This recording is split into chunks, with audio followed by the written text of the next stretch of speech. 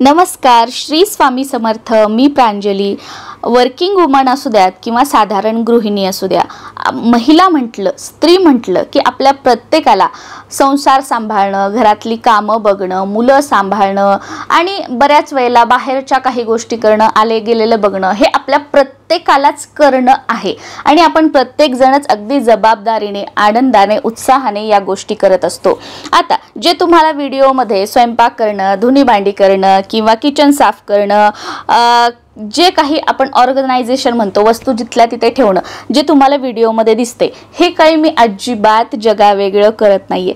प्रत्येक गृहिणी हेच करत असते। फक्त फरक काय आहे, प्रत्येकाची काम करण्याची पद्धत वेगवेगळी आहे, प्रत्येकाची स्वयंपाक करण्याची पद्धत वेगवेगळी आहे।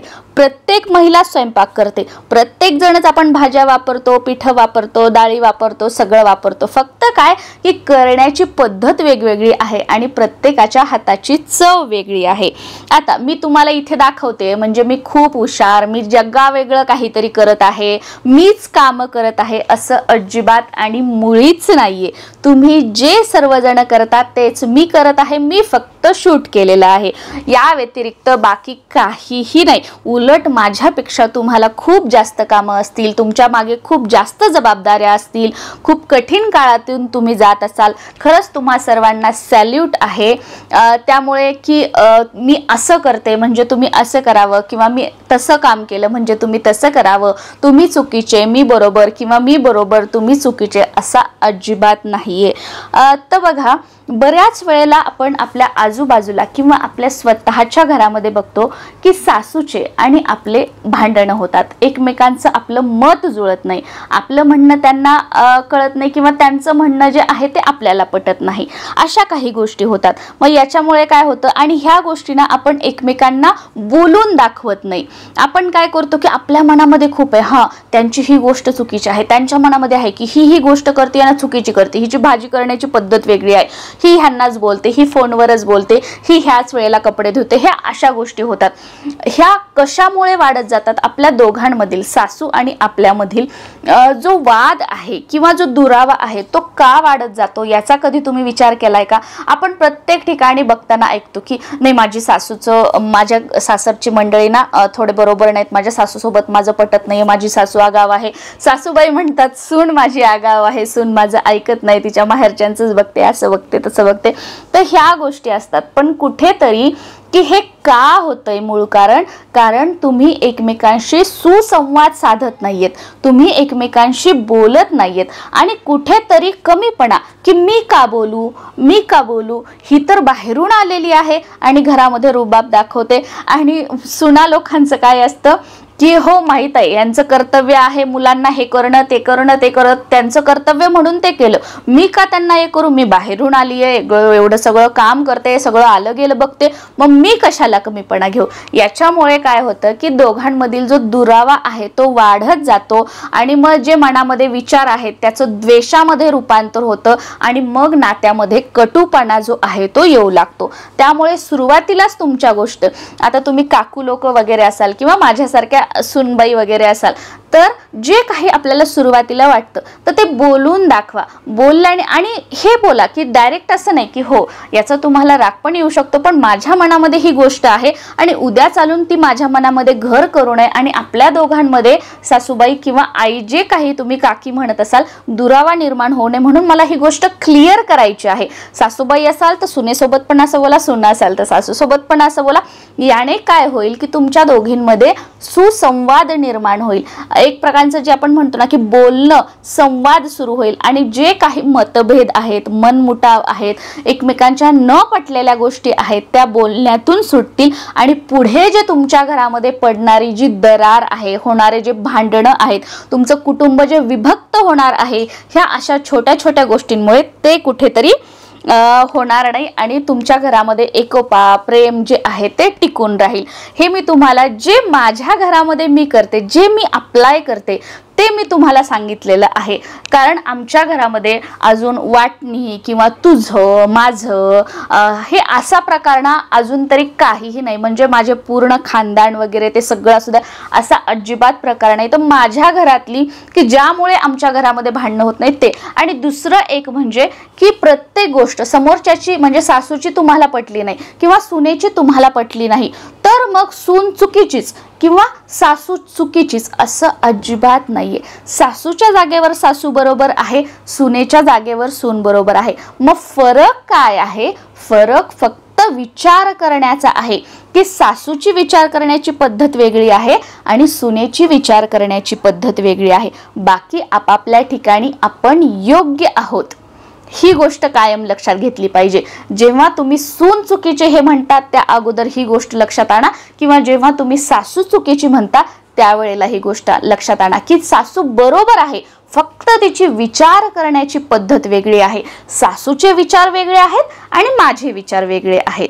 त्यामुळे काय करायचं, आपण सुनबाई आहोत. कितीही जरी म्हटलं तरी बघा, सासू आपल्यापेक्षा 4 पावसाळे जास्त बघितलेले आहेत, 4 उन्हाळे जास्त बघितलेले आहेत. म्हणजे दुःख, संकट, अडचणी या सगळ्यातून मार्ग काढून काढून त्या आत्तापर्यंत इथे आलेल्या आहेत. एवढा संसार त्यांनी केलेला आहे. मग कुठेतरी एक्सपिरियन्स जो आहे तो आपल्यापेक्षा त्यांना जास्त आहे. ही गोष्ट आपण मान्य करायला हवी.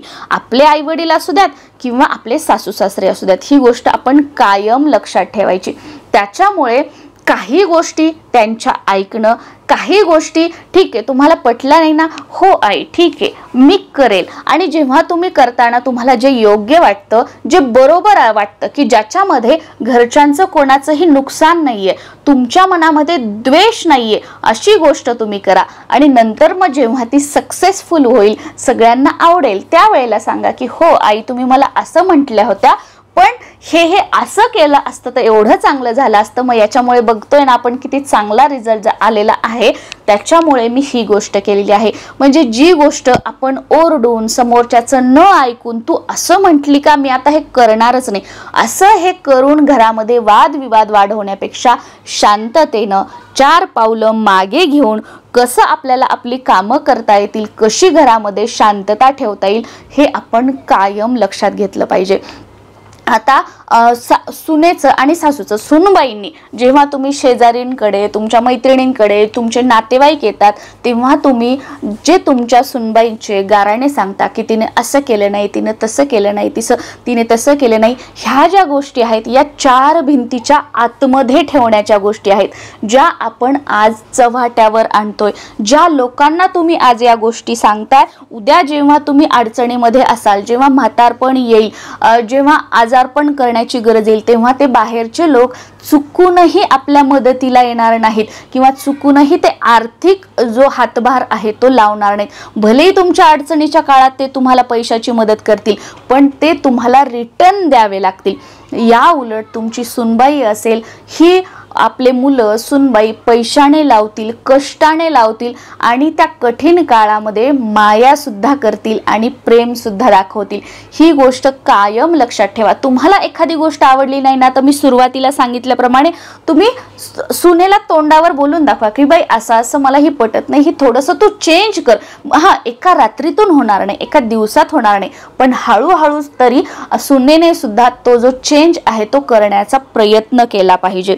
आणि आपण सून कुठे चुकतो माहितीये का, की सासरची प्रत्येक गोष्ट, उठली सुटली गोष्ट रोज फोन करायचा, माहेरी सांगायचं, हे नाही. आपलं लग्न झालेलं आहे, आपलं कुळ बदललेलं आहे, आपलं आडनाव बदललेलं आहे, आपल्या मागचं, आपल्या नावामागचं आपल्या वडिलांचं नाव कमी झालेलं आहे आणि आपल्या मागे आपल्या मिस्टरांचं नाव लागलेलं आहे, आपलं गाव बदललं आहे, आपली वेस बदलली आहे. मग कुठेतरी की हा सासर म्हणजे तुमचा परिवार आहे, आता तुमचा परिवार आहे, तुमचं मुलं बाळ होणार, हे तुमची पिढी पुढे जाणार आहे. त्याच्यामुळे आपल्या घरातल्या गोष्टी, जे तुम्ही सांगायचं आनंदाची गोष्ट, नवीन घरामध्ये काही आणलं किंवा काही झालं वगैरे, त्या गोष्टी तुम्ही शेअर करा. पण सासू मला असं म्हटली, दीर मला असा म्हणाला, ह्यांची मला ही गोष्ट पटली नाही, त्यांनी असं केलं, त्यांनी त्यांच्याबद्दल तसं बोललं. आपल्या सासरची प्रत्येक गोष्ट जी आहे ती माहेरी सांगू नका किंवा इतर कोणाला सांगू नका.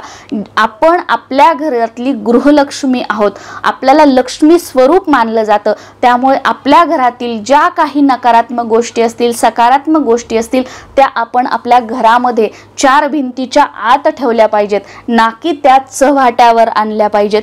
कारण हे तुमचं घर आहे, तुमची सासू आहे, तुमचे मुलं आहेत, पुढे तुमचे मुलं बाळ, त्यांची ही पिढी होणार आहे. तर म्हणजे पूर्ण आपल्या पिढीला, जी आपली पिढी घडणार आहे त्याला कलंक लागू शकतो ह्या नकारात्मक गोष्टी सांगून. त्याच्यामुळे जे काही सकारात्मक गोष्टी आहेत त्या आपण सांगायच्या आहेत, नकारात्मक गोष्टी ज्या आहेत त्या 4 भिंतीच्या आत ठेवायच्या आहेत. याने काय होतं की संसारामध्ये एकोपा राहतो. आजकाल तुम्ही बघा प्रत्येक घरामध्ये की भांडणं हे ते ते ते. तर ह्या गोष्टी जेव्हा तुम्ही म्हणजे समजून घ्याल आणि या गोष्टी जेव्हा तुम्ही अंमलात आणाल, आणि यासाठी कोणतंही रॉकेट सायन्स नाहीये, काहीही नाहीये, साध्या सोप्या गोष्टी आहेत.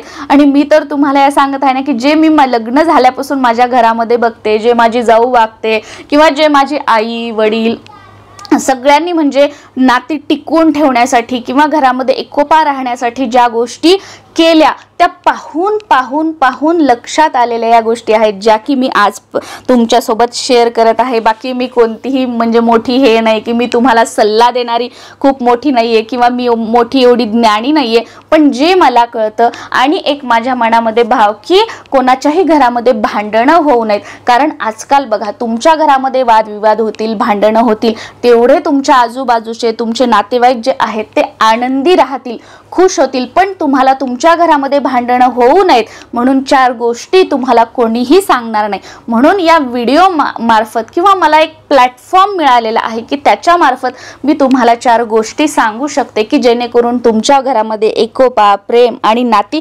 टिकून राहतील. त्याच्यासाठी मी हे सांगत आहे, बाकी काहीही नाही. बघा काम करायला तर मी या व्हिडिओमध्ये तुम्हाला सांगू शकते. बघा आता मी पोळी भाजली, पोळीला तेल लावलं, बघा आता मी ओटा साफ केला, आता मी लसूण सोलला, आता मी बटाटा कट केला, माझ्या घरी आज हे आले, माझ्या घरी ते आले, मी ही शॉपिंग केली, नवरा बायको आम्ही बसून चहा पिला, इकडे गेलो, याचा फोन आला, त्याचा फोन आला. मी हे तुम्हाला ह्या गोष्टी सांगू शकते, पण त्याचा काही फायदा आहे का? कारण ह्या गोष्टी तुम्ही सगळेजण म्हणजे आपण ज्या सगळ्या गृहिणी आहोत त्या प्रत्येक जणी करत आहोत. पण मी तुम्हाला या व्हिडिओमध्ये जी काही सांगितलं आहे अगदी मनापासून की ते तुमच्या घरामध्ये एकोपा राहावा आणि कुठेतरी विभक्त कुटुंब होऊ नये आणि एकमेकांमध्ये मतभेद जे आहेत ते वाढून घरातील भांडणं वाढू नयेत, एवढा एकच माझा उद्देश होता. आणि त्याचबरोबर की जेव्हा लग्न झालं तेव्हा कसंही असे ना, गरीब असू द्यात, श्रीमंत असू द्यात, कसंही असो, हे माझं घर आहे, हे माझं सासर आहे आणि या घरामध्ये आता मला बदल घडायचे आहेत. भलेही गरीब आहे, वाईट परिस्थिती आहे, मग वाईट परिस्थितीमधून चांगलं कसं करता येईल, माझ्या कुटुंबाची परिस्थिती कशी बदलता येईल, ह्यावर जास्त लक्ष दिला पाहिजे. माझ्या घरामध्ये व्यवस्थित रुटीन कसं राहील जेणेकरून ज्या माझ्या घरातली दरिद्रता आहे ती दूर होईल आणि माझ्या घरामध्ये अखंड माता लक्ष्मीचा वास राहील, हा विचार केला पाहिजे.